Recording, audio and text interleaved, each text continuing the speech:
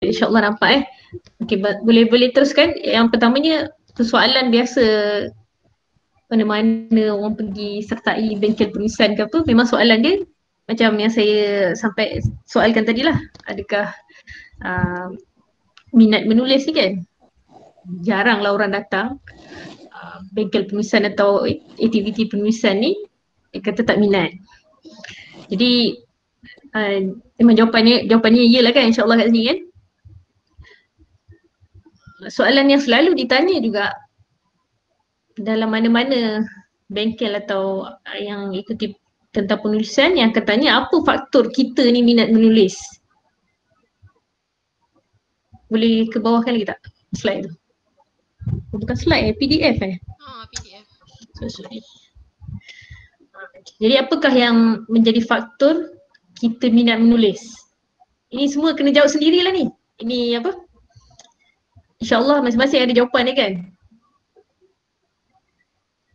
Memang nak cakap seorang memang panjang lah waktu nanti kan. Jadi pertamanya memang kena tahu kenapa kita minat menulis. Saya ceritakan tentang saya, kenapa saya minat menulis dulu. Salah satunya, saya antara penggemar penulisan Profesor Buya Hamka. Memang kat rumah saya tu memang banyak buku lah. Ayah saya memang penggemar buku-buku beliau. Jadi kat situlah saya minat menulis sampai terfikir macam mana aku nak menghasilkan penulisan macam Hamka ni, Buya Hamka ni kan. Okay, memang nak tahu lebih lanjut tu memang ambil masa. Jadi saya ringkaskan juga sebab masa pun dah 15 minit berjalan kan. Ini persoalan yang biasa mengikuti dia. Nah, dengarlah soalan ni, apa yang menjadi faktor anda minat menulis? Ni memang kena jawab sendirilah. Boleh kan? Apa faktor yang menjadi jadi minat menulis ni? Memang minat ni kena dipupuk, bukan ada orang jadi boleh datang tiba-tiba minat ni. Ada yang lainnya dia kena dipupuk mungkin dengan sesuatu yang dia rasa suka, lalu datanglah minat tu kan. Okay, yang seterusnya saya nak kongsi tip tadi yang saya kata. Okay, tips yang saya sendiri lalui. Pertamanya kena 13 tip ni. Yang pertamanya, seperti biasa, niat tu. Apa tujuan kita nak menulis tu? Biasa kita buat sesuatu memang ada tujuan dan memang perlu ada sasaran. Adakah kita setakat menulis sekadar suka-suka atau hiburan diri sendiri? Mungkin ada yang lebih jauh daripada itu. Dan ni bersesuaian dengan apa-apa kerja yang kita lakukan memerlukan niat. Bersesuaianlah dengan hadis kan, dalam hadis 40 pun yang pertamanya memang niat. Kita disarankan buat sesuatu tu ada niat. Niat yang pertamanya memanglah nawaitu lillahi ta'ala, kerana Allah. Seterusnya memang ada kita sasarkan capaian kita untuk seterusnya. Ini memang kena ada lah seterusnya. Yang nombor 2, ni boleh tidak memang kena lakukan. Kalau nak jadi penulis memang kenalah ni lalui. Dia takkan bercambah kalau kita tak ada tak rajin atau kurang rajin membaca ni.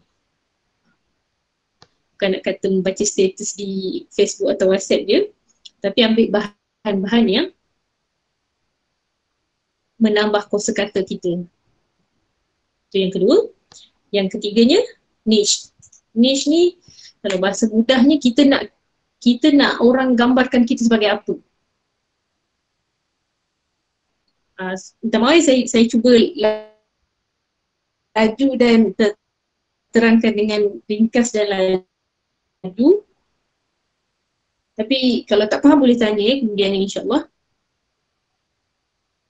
Yang ketiga ni, niche ni. Niche ni kita nak gambarkan kita sebagai apa? Penulis. Kita nak penulis apa? Macam ada orang nak jadi penulis novel, penulis artikel, jurnalis. Jadi kita nak diri kita sebagai niche sebagai apa? Itu kita kena rancang dari awal lah. Ada orang boleh niche dia semua. Maksudnya banyak, bukan satu. Ada yang boleh nulis artikel atau bahan fiksyen yang lain kan. Jadi kita tentukan apa yang kita nak dalam diri kita supaya orang bukanlah kita nak orang kenal, tapi orang kenal tu perlu. Orang kenal kita sebagai apa. Okay, yang keempat yang saya amalkan juga, sentiasa bersama buku nota dan pen. Ni sangat perlu. Kenapa saya kata perlu? Kerana idea tu datang bukan dirancang selalunya. Selalunya dia akan datang tiba-tiba, aku rasa macam sesuatu terfikir kan, nak tulis tentang muhasabah ke, tentang kehidupan atau motivasi. Dia bukan dirancang lah. Macam idea ni memang jarang lah dirancang, tapi bila kita dah lama tu, kita asah kita punya pemikiran, idea tu boleh dirancang. Kenapa saya kata? Sebab awal-awal ni memang idea perlu diasah juga. Diasah maksudnya dipupuk. Tu perlunya yang keempat ni, tip yang saya selalu amalkan. Yang keempat ni, sentiasa bersama buku nota dan pen. Kita dapat satu perkataan baru, ni maksud dia ni. Jadi kita catatkan, ataupun idea-idea yang lain supaya kita boleh kembangkan jadi ayat atau karangan yang kita nak buat. Okay, yang kelimanya, ni perlu. Saya awal tadi saya dah kata kenapa saya menulis. Saya kagum dengan penulisan Hamka. Salah satu faktor besar dia, kat rumah saya memang banyak buku Hamka. Waktu dari kecil memang dah rajinlah menyelak-nyelak buku Hamka tu. Jadi fikir, sedapnya bahasa dia.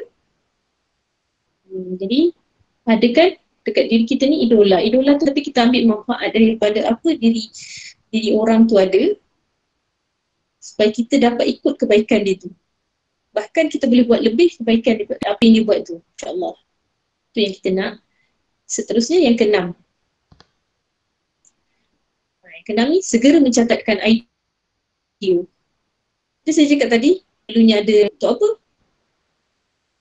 Untuk catatkan apa yang kita terfikir tadi.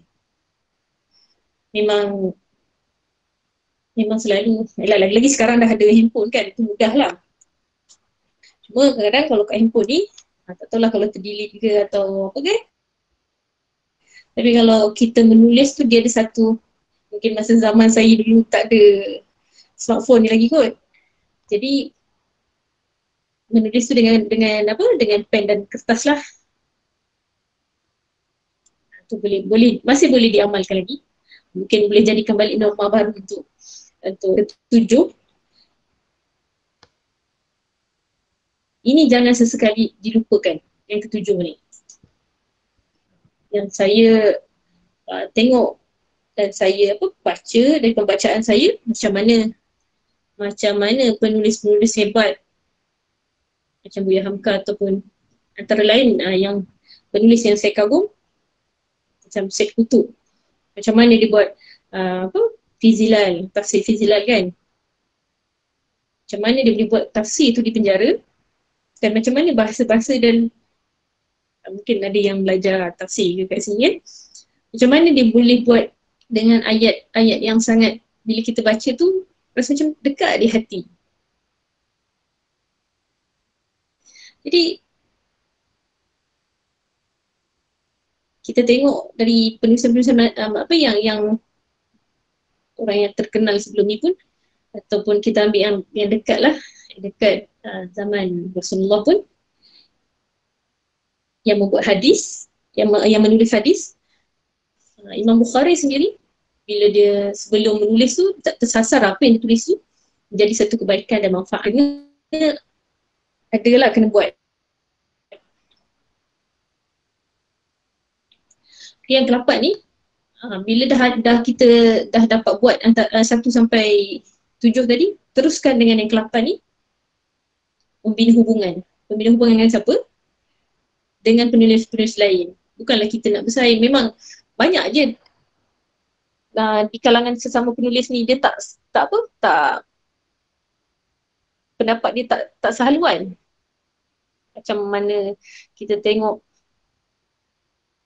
khilaf kan, khilaf ni maksudnya sesuatu pandangan atau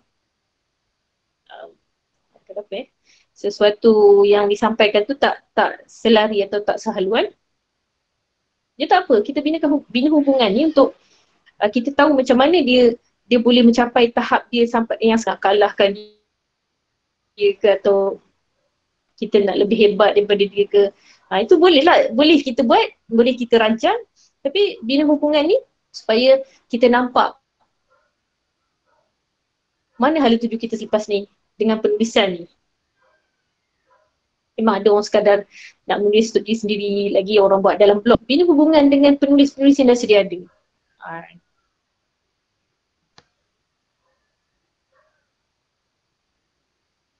InsyaAllah nanti kalau apa, saya boleh bagi link dalam Facebook ni, banyak je yang dalam grup tu penulis, boleh tengok macam mana cara dia orang penulisan mereka ni. Yang seterusnya, yang ke-9 ni. Berani berkarya ni. Nak tak, kenalah kita berani berhijab. Bila dah pandai bina hubungan tu, tengok macam ni dia menghasilkan tulisan. Sebab penulis ni bukannya, latar belakang dia bukan 100% daripada bidang penulisan pun. Kebanyakannya minat menulis ni hadirnya kerana situasi sekitaran, situasi macam contoh saya tadi, saya suka baca buku. Saya baca buku penulis yang Profesor Hamka tu. Jadi di situ hasil lahirnya minat. Ada setengah orang berfikir yang boleh menulis ni orang yang bersastra ke ataupun dalam bidang bahasa Melayu ke, sebenarnya bukan. Tu kena betulkan persepsi tu lah. Jadi kita yang minat atau baru minat ni, menulis ni kena ada azam dengan tip yang ke-9 ni juga. Kena ikutilah, berani berkarya. Bila dah buat menulis tu, jangan malu-malu untuk cuba ikuti tips yang ke-10 ni. Hantarkan penulisan kepada media. Saya ingat saya lah, saya punya penulisan, saya mula-mula hantar. Saya bukan, mula-mulanya memang bukan terjebak dengan penulisan artikel ke apa, tapi penulisan puisi je. Saya rasa ramai orang yang boleh, dalam ni insyaAllah boleh menulis puisi kan. Kalau puisi ni dia lahir dari hati, ataupun dari situasi yang kita lalui, ataupun persekitaran yang kita depani kan. Jadi hantar dekat ruang-ruangan yang memang sebenarnya banyak, macam contoh DBP ataupun akhbar-akhbar yang menyiarkan segmen yang kita tulis tu kan. Jadi dia kena ada kekuatan lah. Yang tip yang ke-9 tadi, berani berkarya. Lepas tu yang ke-10, hantarkan penulisan tu kepada media. Sebenarnya kalau insyaAllah saya boleh bincang lah dengan Farah nanti. Siapa yang ada karya boleh hantar. Saya cuba salurkan. Macam kalau Ikram sendiri, ada segmen dia, pendapat. Jadi boleh jadi dengan dengan situasi sekarang kita dalam PKPB ataupun yang sebelum ni yang kita dah lalui, PKP kita dah lalui. Boleh tuliskan apa-apa yang dirasa, yang dilalui, norma baru tu, kongsikan. Ada yang pernah buka ni tak website Pertubuhan Ikram Malaysia? Tak apa, nanti saya bagi ni, bukan terhad, boleh kongsikan, saya boleh bantu salur sampai ke 9 tadi.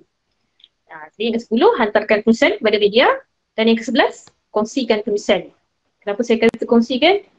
Kita kena hati kental. Bila kita dah kongsikan, biasanya orang penulis ni, orang akan komen.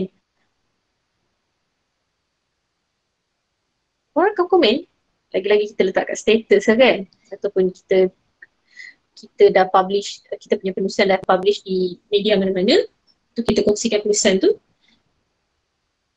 di Facebook ke di Instagram kita, link dia, insyaAllah kita akan terima komentar yang bermacam. Jadi kat situ kita nampak, oh aku perlu baiki yang mana, bahasa ke ataupun yang apa, perbaiki penulisan kita lah. Jadi itu maksud yang ke-11. Yang ke-12, carilah mentor penulisan ni.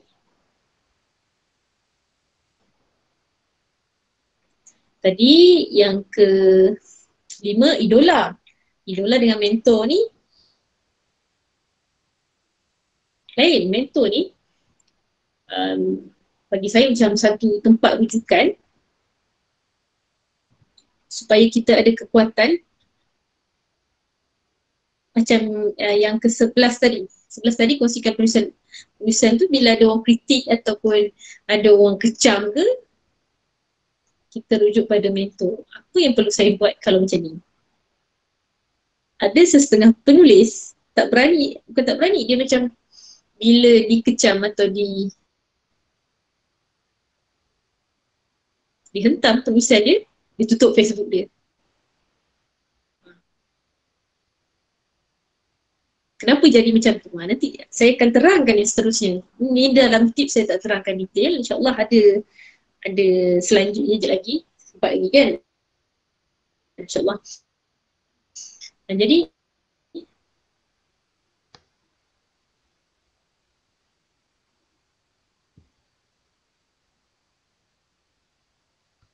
mentor ni yang saya maksudkan, kita perlu ada mentor supaya kita tahu ada teguran. Teguran yang bila kita dapat teguran atau kritikan dari pihak luar, maksudnya kita dah publish, dah kongsikan penulisan kita tu, jadi kita rujuk pada mentor kita, nak jawab macam mana, ataupun macam mana, kenapa karya saya macam ni orang hentam, kenapa orang kritik. Pasti ada asas-asasnya.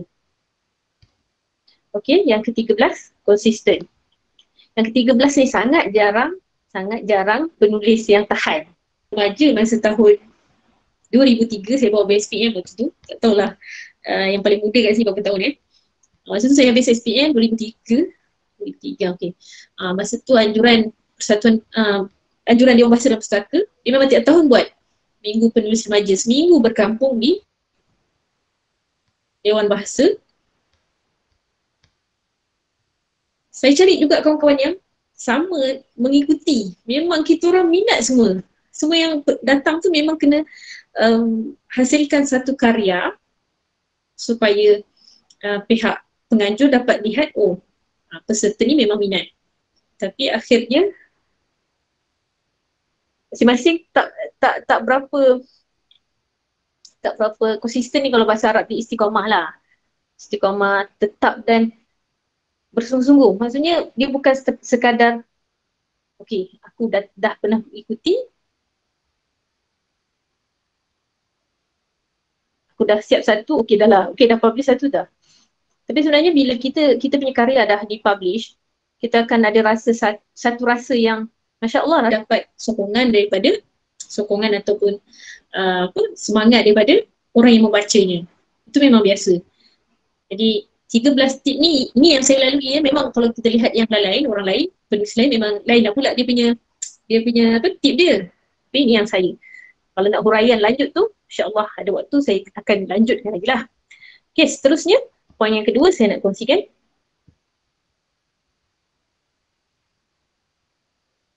Bagaimana menulis artikel berita yang menarik.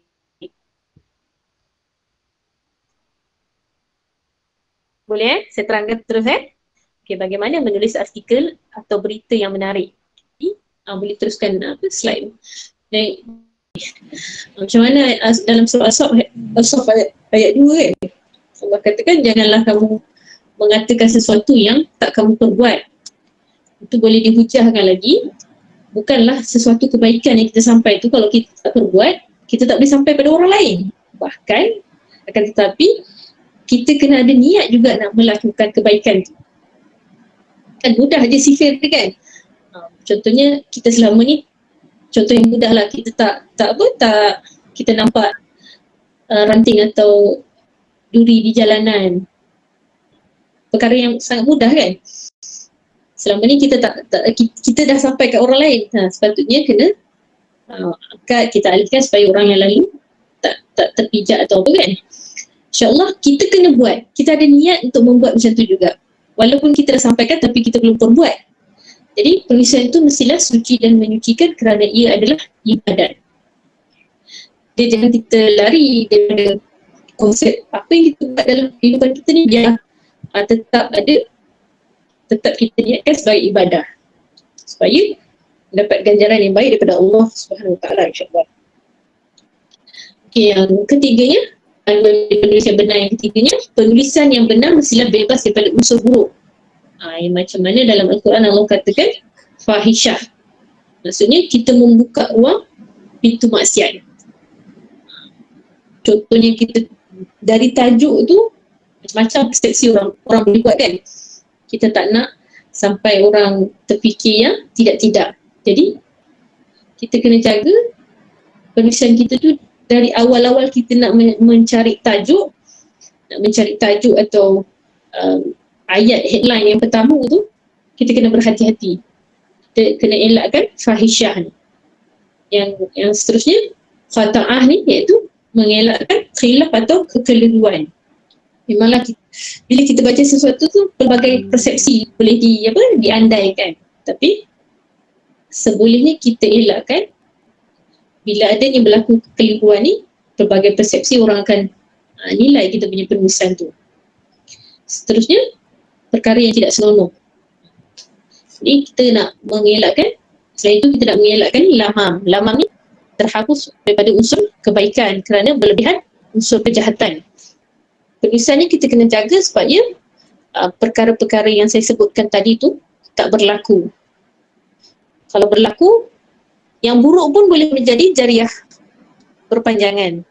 Na'udzubillah, mudah-mudahan apa yang kita tulis tu, apa yang kita buat, penulisan yang kita buat tu tak ada unsur-unsur buruk fahisyah ni. Okey, insya-Allah kalau dari menjadi seorang penulis yang nak menjadi seorang penulis berita atau artikel yang menarik, kita kena faham yang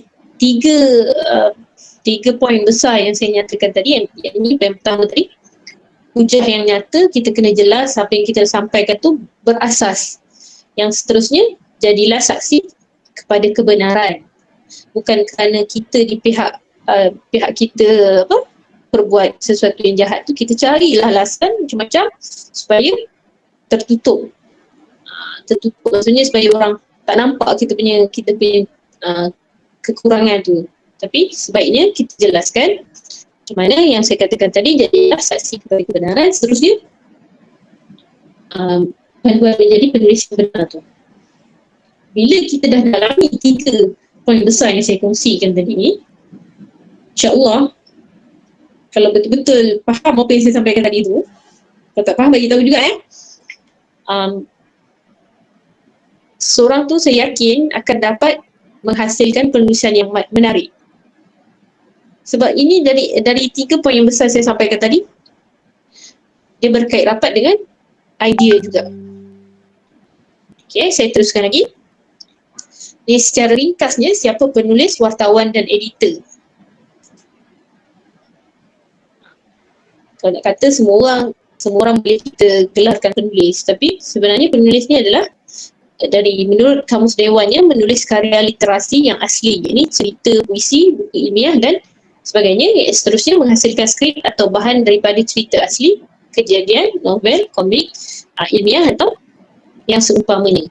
Itulah yang dikatakan penulis. Secara ringkasnya yang lain, wartawan apa tugas dia? Mengumpul maklumat mengenai kejadian daripada saksi dan menulis berita.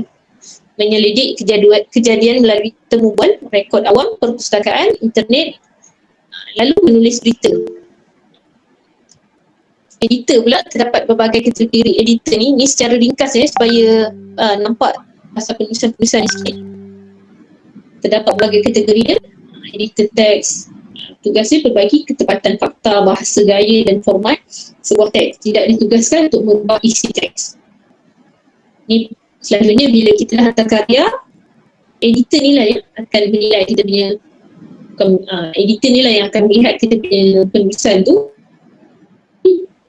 Kadang kita dah hantar tu, kenapa aku tak buat ayat macam ni tapi ayat dia macam ni.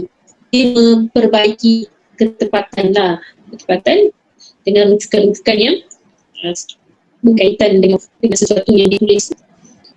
Pembaca prof ni menyemak akhir bahas sebelum dihantar cetak. Ini tugas-tugas dalaman lah. Editor foto ni profesional yang mencari, menyemak dan memilih foto yang sesuai untuk artikel yang kita hantar tu, memilih imej dan foto berasaskan piawai dan yang sesuai mengikut bahan yang kita hantar. Editor urusan LAD dipanggil executive editor, mengurus dan mengawal aktiviti pasukan editorial. Kedudukannya selepas ketua editor. Okay, saya ringkaskan juga. Dah terlalu ringkas Okay. Ketua editor pula tugasnya berkuasa dan bertanggungjawab terhadap polisi operasi sebuah penerbit ni, dan dia juga berkuasa menerima atau menolak kita punya karya ni. Contoh kita dah hantar, biasanya kita hantar karya pada sesuatu tempat tu, dia akan bagi tempoh 3 bulan. Kalau penulisan yang tebal atau macam nak jadikan buku, 6 bulan tempoh dia. Tapi artikel yang untuk majalah atau website, biasanya 3 bulan. Dia akan bagi masa, lepas 3 bulan tak diterbitkan, kembali berpenulis lah sama ada nak buat apa dengan artikel atau bahan dia. Yang setengahnya editor ni akan maklumkan penulisan yang dihantar tu adakah sesuai atau tidak, dan kalau tak, dia akan cadangkan perbaiki penulisan tu. Kalau istilah bagi penulis adalah kalau tak masuk, tak diterbitkan, dia akan istilah dia dibakul sampah kan. Tapi di ikram dia tak buat macam tu. Dia akan maklumkan baiki mana yang boleh baiki dan dicadangkan ke mana boleh disalurkan yang lebih baik, insyaAllah. Okay, seterusnya editor perunding ni tugasnya bukan staf tetapi editor literasi yang bebas, separuh masa dan memberi khidmat rundingan yang bersifat ilmu dan kesarjanaan. Okay, setakat yang saya sampai ni, boleh kot buka voice kan? Ada apa pun nak tanya? Saya rasa dah cukup laju kot, saya sampaikan dekat 1 jam dah, tapi dah lebih masa kan, tadi ada masa yang tergendala tadi. Ada apa-apa nak tanya tak? Ataupun ada yang tak faham apa yang saya terangkan untuk permulaan kelas hari ni?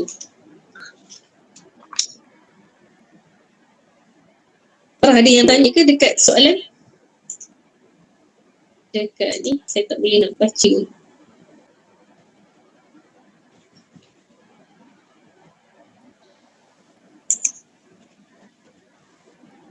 Okay, macam tak.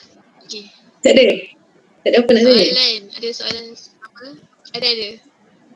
Okay. Dia tanya macam mana nak menjana idea menulis? Dah advance topik dia. Okay, macam mana nak jana? Sebenarnya idea ni sebenarnya akan datang, insyaAllah akan datang dengan kita banyak membaca dan kita banyak berfikir. Kenapa saya kata, macam tadi saya katakan, kita kena sentiasa ada pen dan kertas. Kalau sekarang ni handset kan, pun kita, apa yang kita terlintas, kita nak fikir, kita terfikir tu, kita tulis. Biasanya bila macam saya sebelum ni, saya boleh menulis artikel ke apa, terfikir sesuatu isu tu, kadang-kadang kita bukan depan laptop kan, jadi kita catat yang ringkas je. InsyaAllah bila kita dah banyak membaca, rajinkanlah membaca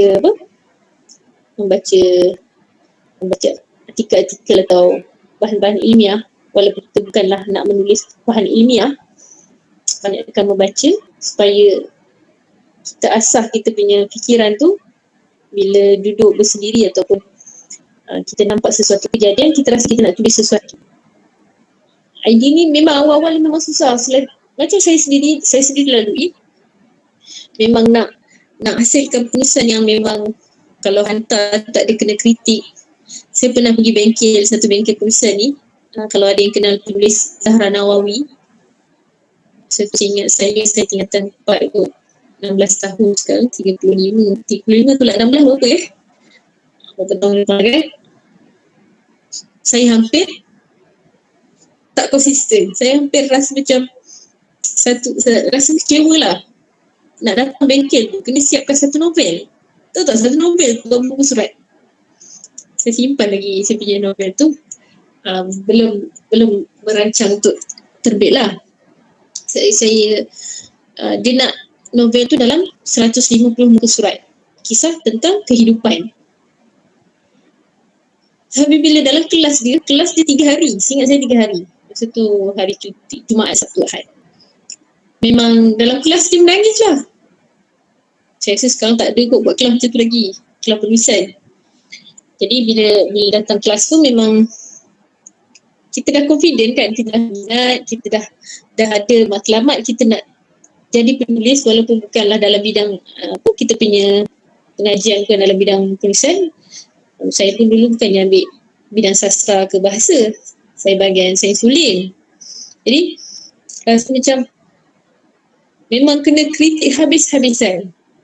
Saya rasa yelah masa tu alam remaja lagi kan, sangat terasa lah macam ni kena jadi penulis, kenapa orang yang.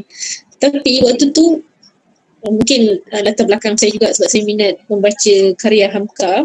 Saya terfikir sebenarnya tak perlu pun nak kritik yang macam tu kan. Saya tak pasti lagi apa penulis tu dah tak aktif dah sekarang, dah huzur dah, benar Allah betul lah apa yang silap sekali kan. Memang bukan saya saja, memang ada yang sama. Kita orang yang terpilih tu tak ramai. Dia dalam yang hantar penyertaan ramai, tapi alhamdulillah karya saya terpilih. Saya dah rasa kalau kita rasa kita dah terpilih tu, kita rasa cukup bagus kan. Tapi hakikatnya bila dah kat dalam tu, dia sesuatu yang orang kata apa, jiwa remaja lah waktu tu memang rasa, ya Allah kenapa macam ni, nak jadi penulis kenapa teruk sangat kena kritik macam ni. Saya rasa mungkin ada dalam ni pernah ikuti bengkel penulisan kan, memang tak pernah kot rasa macam kena macam tu. Dia bila kena macam tu saya rasa macam macam mana kita nak ambil satu perspektif, kita nak sampaikan sesuatu kesilapan orang tu bukan dengan cara yang sampai orang boleh mengalihkan mata.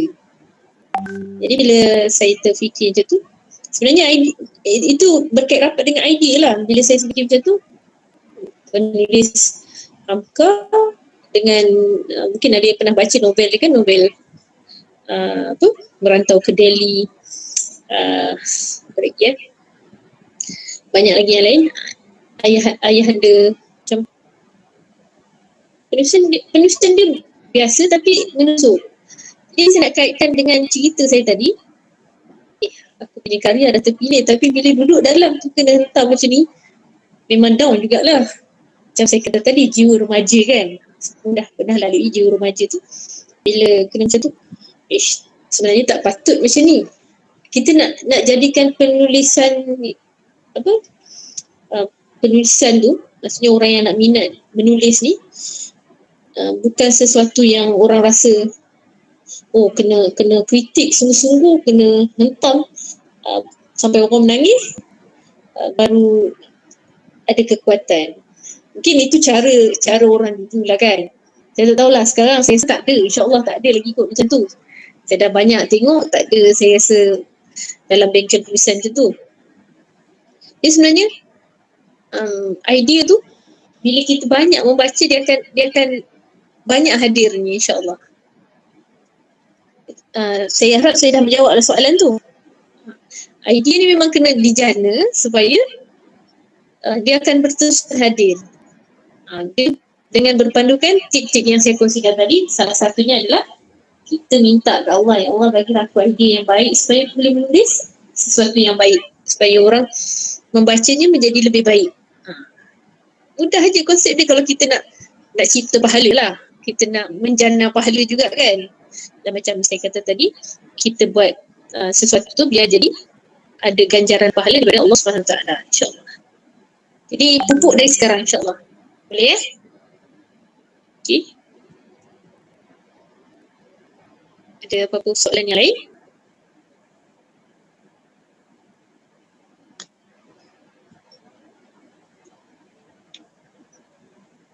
Pun saya harap cuba kalau ada tips sendiri yang boleh diamalkan tak ada masalah, ataupun dah jumpa tips daripada penulis-penulis lain tak ada masalah. Ataupun cuba yang saya kongsikan 13 tadi tu jadi amalan. Kalau saya nak share, kalau boleh saya nak sharekan juga saya punya artikel yang nak kata yang paling top lah yang saya rasa seumur hidup saya. Artikel tahun 2017. Saya buat sambil bersahaja sebenarnya, tapi saya rasa benda tu perlu diperbaiki. Ada yang nak tahu tak apa benda artikel dia? Kalau nak tahu saya share, kalau tak saya sekadar cakap macam tu lah. Ada yang nak tahu? Okay, saya nak sharekan lah insyaAllah. Cuba type dekat Google Despacito, taruh Aziza Umar. Cuba tengok macam mana beberapa negara ambil saya punya bahan tu jadikan berita. Nak cakap. Dengar tak? Cakap. Pergi kat Google. Ramai nak. Cuba tengok kat Google ni kan. Kat Google, type Despacito. Lagu Despacito tu, orang apa yang nyanyi tu? Saya tulis. Kebetulan waktu tu saya tengah lepas dengar lagu tu. Saya bincang dengan kawan satu pejabat. Saya kata, apa benda lagu ni yang sampai budak kecil pun jiran saya masa tu. Saya kata boleh hafal, pelik lah. Apa dia punya aura macam sekali kan. Saya tak tahulah ada yang perasan ke tidak. Cuba tengok Despacito terus sebelah Aziza Umar.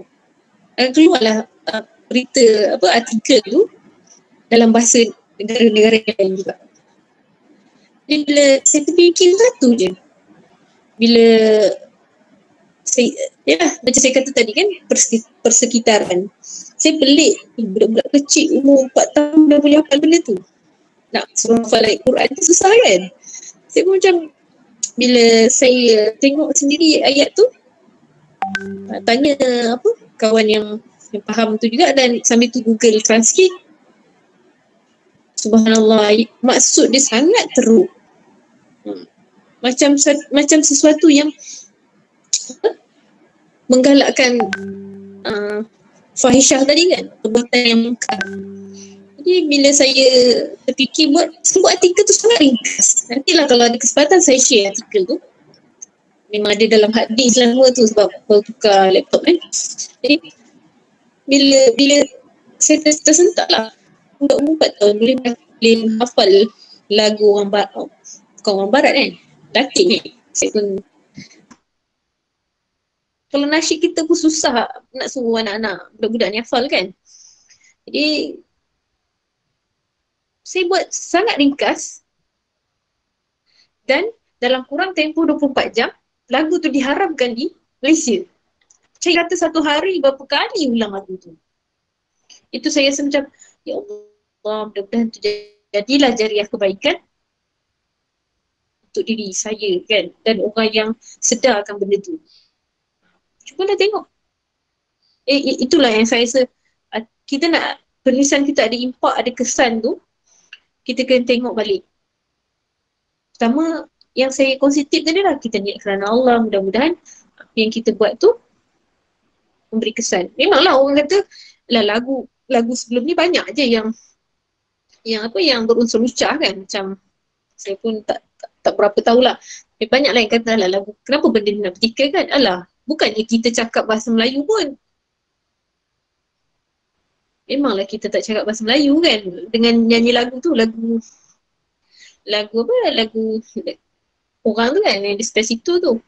Tapi dari sudut maksud dia sendiri,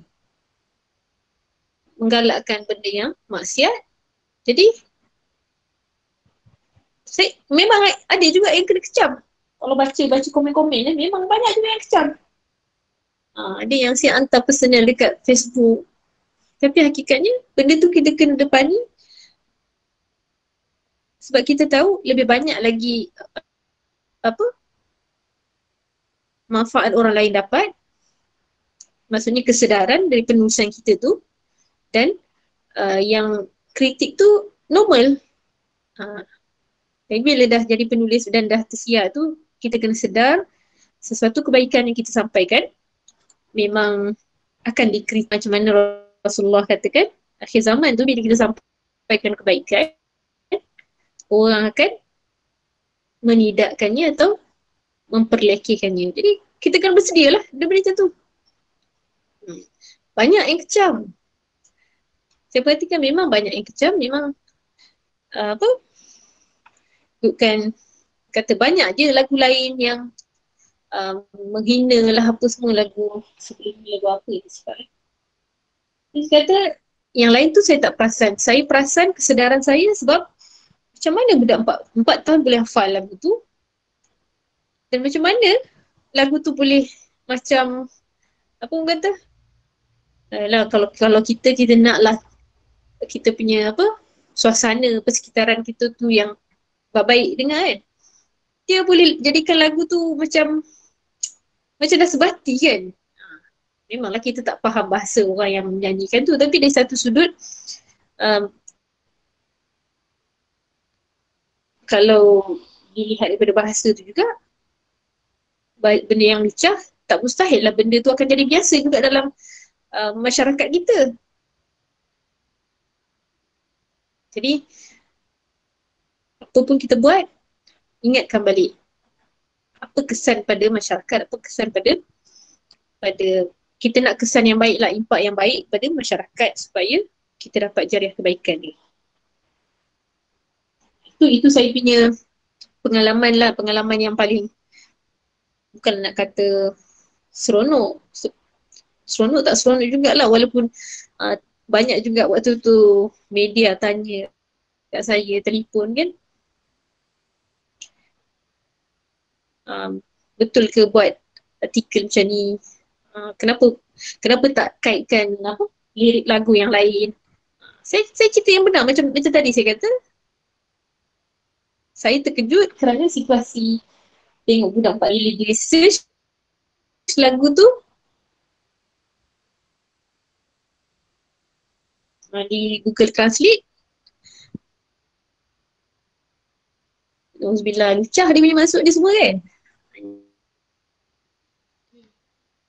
Harapkan lagu tu di showroom radio dan TV.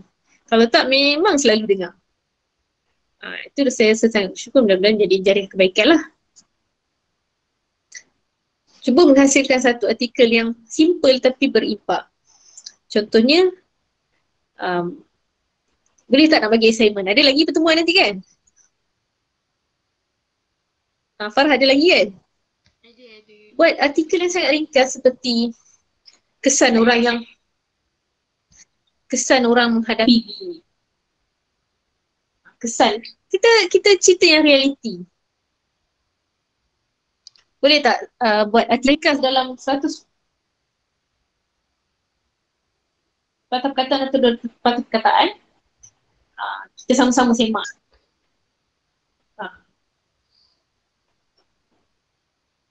Banyak sudut pandang pasal PKP ni kan. Ada orang kata seronok, ada yang kata bukan seronok dia maksudnya yelah dapat 24 jam duduk kat rumah bersama keluarga, dapat tengok anak depan mata. Ada cabaran yang lain orang hadapi apa? Kewangan memang loss kan, memang habis. Banyak benda yang boleh kita share kan, dan dari pelbagai sudut. Jadi kalau dapat buat artikel yang sangat ringkas, saya tak memberatkan, tak nak buat tak apa. Tapi kalau buat, saya cuba bagi, bukanlah nak kritik, cuba bagi pandangan. InsyaAllah saya cuba kalau boleh lah Ada apa-apa lagi yang nak tanya? Dari segi penulisan lain, saya ada juga menulis. Kalau sekarang ni lebih banyak pada isu semasa lah. Sebelum ni saya di Jabatan Penerangan dan Perhubungan ni, saya bahagian berita. Saya lebih banyak dengan isu semasa yang hari-harian kan. Jadi sekarang ni saya bahagian artikel. Memang menulis artikel ni kalau dah banyak, kalau dah selalu membaca dan selalu menulis, insyaAllah idea tu selalu dia datang. Tu kena yakin lah. Saya cerita apa yang saya lalui, saya cerita orang lain memang lain lah cerita ni kan. Kalau nak selalu idea tu datang, kena banyak minta dengan Allah dan kita kena selalu membaca dan selalu menulis juga. Jangan membaca je tapi kita tak tulis. Kita menulis tu boleh jadi kita nak ceritakan tentang uh, situasi yang kita lalui hari ni. Macam mana mungkin ada yang pernah di awal PKP pernah terkurung di kampus ke, ataupun masa PKP tersekat di kampung ke, macam-macam isu yang boleh ditulis insyaAllah. Okay. Ada yang pernah baca buku saya ke kat sini? Pernah? Kod-kod. Okay.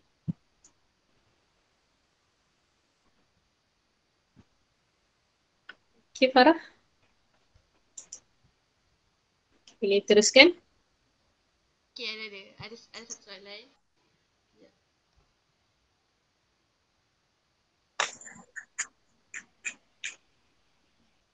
Sekejap. Dia nak tanya tapi dia internet masalah je. Tak boleh je.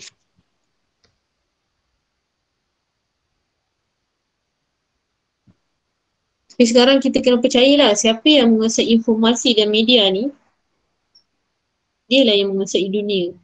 Cuba tengok apa-apa isu, kita tengok dari luar negara atau dari mana-mana, bila dia dapat menyampaikan sesuatu informasi tu, dialah yang menjuarai. Okay, Kak Triza ada soalan. Soalan dia, dalam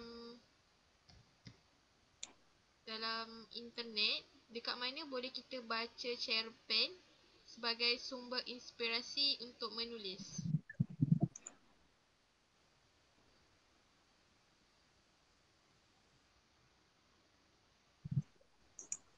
Sebab dia cuba mencari cerpen tapi banyak cerpen cinta. Kalau saya suka cadangkan tunas cipta.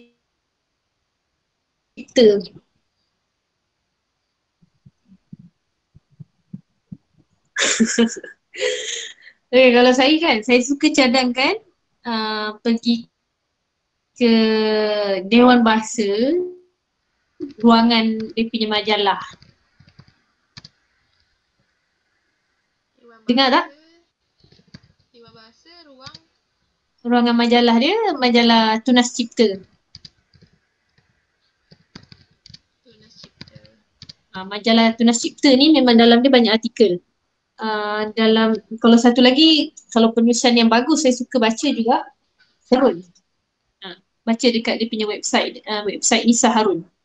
Kalau nak baca tentang travelog, perjalanan atau kehidupan, baca umuhani.com. Banyak sebenarnya. Jadi kita kena pandailah memilih. Memanglah kalau nak kita Google tu memang banyak cerpen cinta je kan. Jadi boleh cari website Nisa Harun ataupun dalam website Umuhani.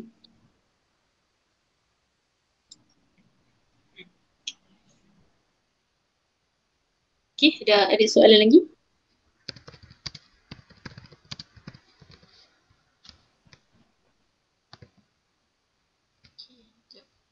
Ada soalan lagi ke? Okay, sama-sama insyaAllah.